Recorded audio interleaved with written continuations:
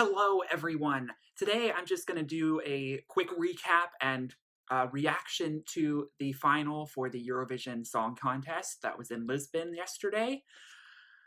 I have to confess, I made a top 10 Eurovision songs video back in March. This was after I had just sort of listened and reacted to all of the songs and the ones that initially jumped out to me.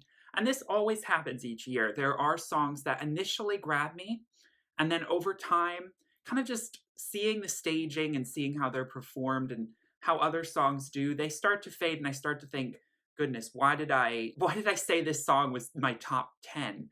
And there are certainly a few songs that this year I would say I definitely feel that way about. By the way, please excuse my hair. It's a mess. And so for me, I did a pretty good job of predicting like the top 5 or 26 finalists. I always kind of am confused about how certain songs just automatically qualify into the final and others don't, like the UK, Germany, France, Sweden. Apparently, they just automatically qualify because they're those countries. Like, it's a little bit privileged there. The top 5 were Israel, Cyprus, Austria, Germany, and Italy, with the Czech Republic, Sweden, Estonia, Denmark, and Moldova making out the top 10. I will admit, I was surprised that some of them made it that far up. I was surprised that Italy and Sweden actually really got it that far. Now, if you've watched my video, you know that I'm not so fond of the Sweden song, but this is where, time sort of helps redeem you a little bit because I do think I gave him the second worst song out of my initial reaction out of all the 43 songs competing. But you know what? It's not that bad. It's not that bad. It's middle of the road, if best. Definitely not final material for me. I still think it's a wannabe Justin Bieber sound. Apparently his live performance, I only saw a bit of it, but it was very dark and it was very retro. And it felt a little dated. And so that's a little surprising because I was expecting something a little bit more fresh with a lot of lights and everything, but the song is kind of mellow at the same time. But it's not the worst song that we've got here. The Czech Republic would lie to me. I've watched a lot of interviews with Mikolas. At first, I heard this and I was like, this is Talk Dirty by Jason Derulo all over again. This is kind of, it's very, Fuckboy, if you know what I mean. Like, it's just, like, it is kind of catchy, but it's also like, I don't want to get behind this. There's just something not sitting right with me for me. But you know what? I kind of like, I don't know, his personality is very all over the place, but I feel like I don't know. I don't know what to say. Like, it's not that I think he's cute or anything, but I just found him like a little adorable. And I don't know, something about it kind of makes it like not quite so arrogant. I don't know. The backpack and the Katy Perry dance moves, I don't know. I kind of fell for it. And also, he had that injury, so he couldn't actually dance during his final performance, which I think did hurt him a lot, even though he still made it to the 6th place. It was sort of just him singing, and then there were shots of other dancers. I don't know if they were on stage or they were just video recording somewhere else. I think they were on stage. But it was a shame that he kind of lost that. I mean, he was planning on going all out and riding a camel and like doing all these things, not on stage, but like in the red carpet and everything. But he got this foot injury, and that kind of set everything back. But he still decided to compete and everything. Italy's song is really grating to me. I do not like it. So I do not agree with them being placed 5th. I don't understand. I think Spain's song so much deserved. I don't really understand. But Italy, it's just not my style of music. And, I don't know. Like, there's just something, the visuals, everything felt very dated. And I just don't like songs that feel very dated, but like not in a good way. Germany's been a little tough because at first I thought it was very middle of the road. It's this very heartfelt ballad, but for some reason I just couldn't really get behind it. But I don't know, I softened to it and I sort of was like, yeah, I could see this being in the top 10. So Germany being 4th place, I'm okay with. It was a tribute to his father. And it was very sentimental. It was very, the display in the stage, the slideshows of pictures. It was a very intimate moment, which is, again, kind of unique for Eurovision. But the song was nice enough. Albania, I'm sorry, but Albania, Moldova, I don't know why these songs did so well. At least Moldova was catchy. But these sort of more regional kind of almost like bluegrassy kind of sounding songs, I don't know why they, make it so well in these competitions because it's just not what Eurovision is about. We have Estonia, which really threw me for a loop. I did not think La Forza was going to make it into the top 10. I mean, Estonia almost never does, except for like that one year it won in 2002 or whatever. Estonia always is like out so quickly, and of course, I still think about Curly, my Curly, how she was slighted at Estilal last year.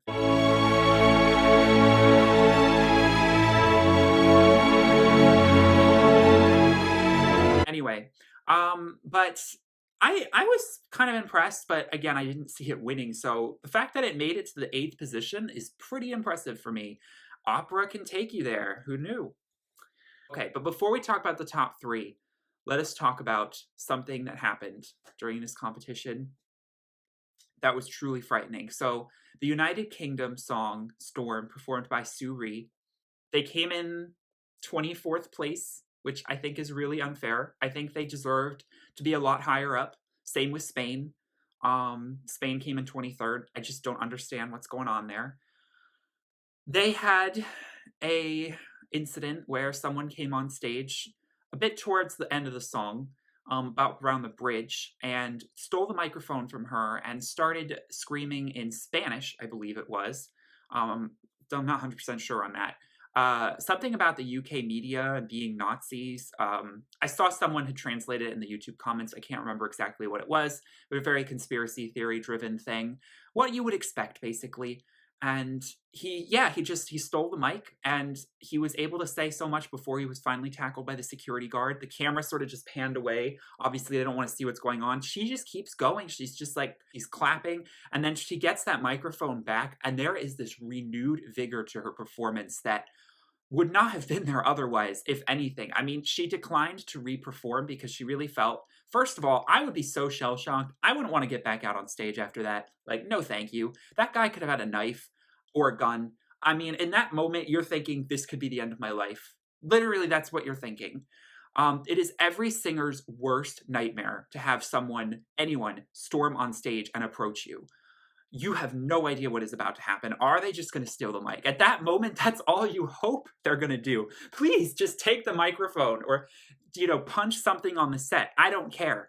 Do not hurt me or hurt any of my performers on stage or anyone in the audience. But, when they're coming on stage for you, you're usually thinking, oh God, this is directed towards me, not the audience.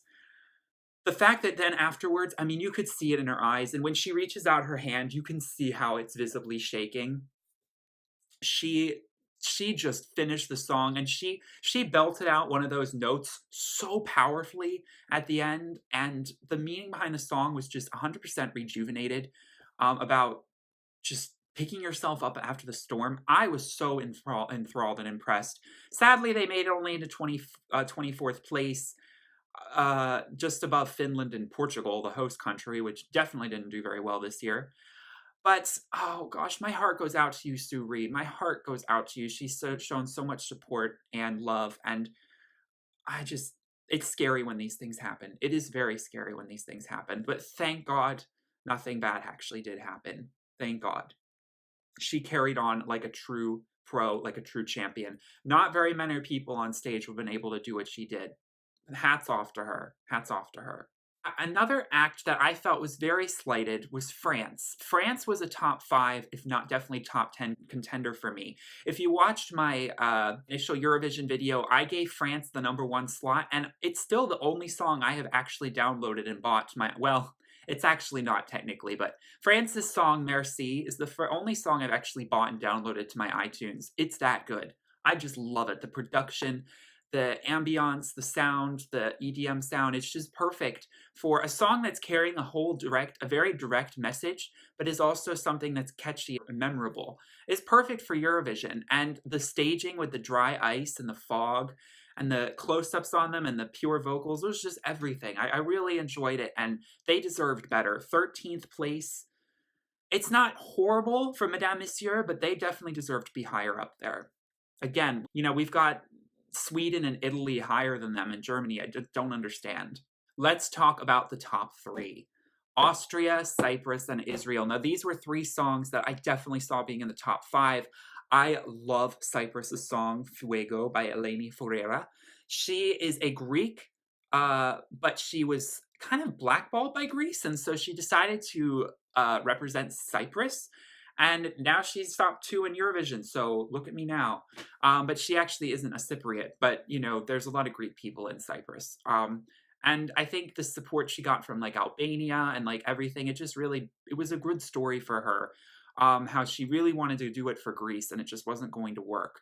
Fuego is of course a Spanish word, but you know, it doesn't matter. It's a very Beyonce song. There's a lot of hair flips. There's a lot of dramatic dance choreography. Exactly what you would expect. It is everything that a female artist you would expect, or a male artist, who cares, would expect to bring to a moment on Eurovision. This is a moment. This is that classic, you know, get out the wind machine and the fireworks and the dazzling lights because we are going to slay.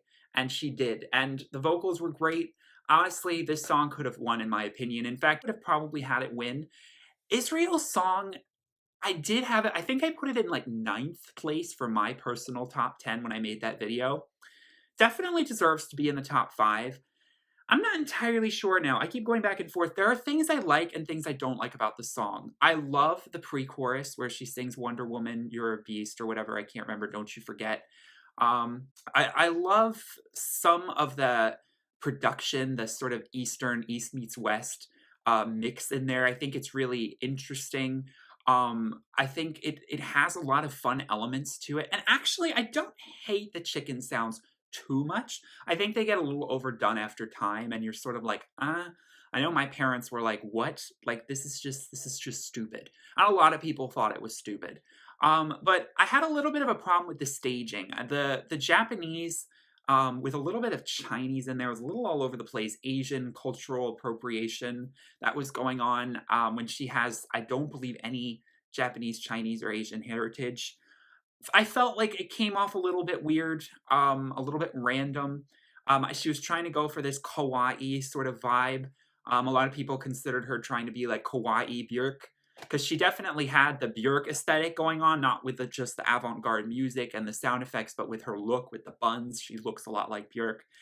And to this day, it's hard for me to not kind of separate her from, she's like Meghan Trainor meets Björk. She's got the, you know, kind of catchy but also kind of cheesy like feminist anthem, you know, about dissing like FUCK boys and all this stuff that's like of a Meghan Trainor song, but yet she's also like wearing Björky outfits and she's all over the place. And it's cute and it's interesting, but does it deserve to win? Not entirely sure.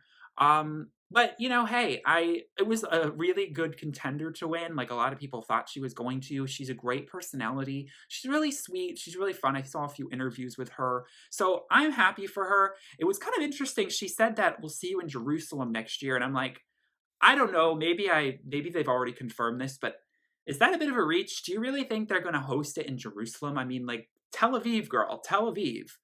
Like, that's a very risky thing for Eurovision to do. I don't think that the Eurovision committee is going to make it host in Jerusalem. I don't see that happening, but it does mean we are going to be in Israel next year, which I think is really cool. Israel won last time in 1998, I believe. Might be wrong on that, but it's been a while. So yeah, I think that it was nice to see a bit of a different, you know, female artist I like, you know, she's sort of DJing at the same time, you know, she's like a mixer mastermind kind of witchy wizard kind of vibey kind of person, and I like that. And she's not too feminine, like, you know, the Cypria act is, you know, very like traditionally thin, and she's, you know, she's a different kind of gal, and I like that. Also, let's talk about Austria. Cesar, my heart was all over the place watching him perform. Honestly, I've been flipping around. Austria could have won. If we're talking about vocals, and just traditional song competition, Austria has it. If we're also talking about music video, Austria has it. The staging was pretty good. I think he could have done a little bit more considering, you know, his visuals were so strong for the music video with the stage. But Cesar did an amazing performance. He looked good, he sounded good. The choral backing that backed him, that has that gospel tinge, sounded amazing. This song is just a power anthem, and it's everything that, it sounds like something Sam Smith could sing, and I love that. And it's so perfect for Eurovision. And I was very impressed. I was very impressed. So I feel like Germany could have taken some notes out of Austria's book, in my opinion. I think Austria's been sending some really good songs lately, and I really liked Austria's last year. And so, you know, Germany, not so much. I haven't been so feeling a lot of Germany's songs the last few years. Anyway, so gosh, I mean, everyone else was great, but yeah, there were certain acts I don't really. Norway. Let's just talk about Norway. So if you watch my if you watch my initial Eurovision video, I gave "That's How You Write a Song" by Alexander Rybak second place.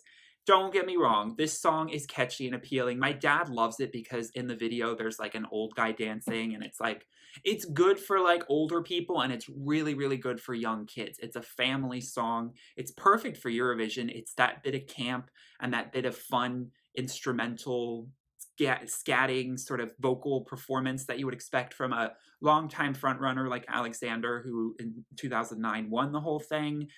But it all felt a little bit short. The song is very forgettable after a while, and I did for the first week I was like really about this song, and then I was like, "Oh god. This is like embarrassing," cuz I don't mind it's in my top 10. I mean, heck, it placed in 15th place in Eurovision. I didn't expect it to even qualify for the top 26. I did not expect that. Although I can't remember, is Norway one of those countries that automatically qualifies? It might be. It might be. I can't remember. But yeah, I was surprised to see it, doing as well as it did. 15th place, that's not terrible. I think it's just the fact that it was Alexander Rybak that carried a lot of that. A lot of people are voting for him. He's a good looking guy. He's really cool. I saw a few interviews with him too. Like, he's just someone you want to like hang out with. Like, he seems like so much fun. But yeah, That's How You Write a Song. The staging is pretty good. The fiddle, excellent.